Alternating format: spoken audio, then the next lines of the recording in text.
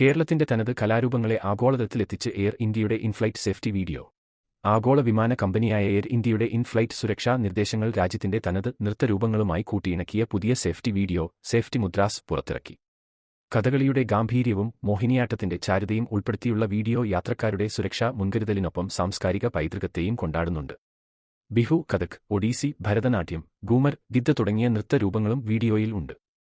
കേരളത്തിന്റെ ഓളപ്പരപ്പുകളിൽ ചിത്രീകരിച്ച ഈ വീഡിയോയിൽ വിമാനത്തിനുള്ളിലെ ഇലക്ട്രോണിക് ഗാഡ്ജറ്റുകളുടെയും പുകവലിയുടെയും നിരോധനമാണ് വിവരിക്കുന്നത്.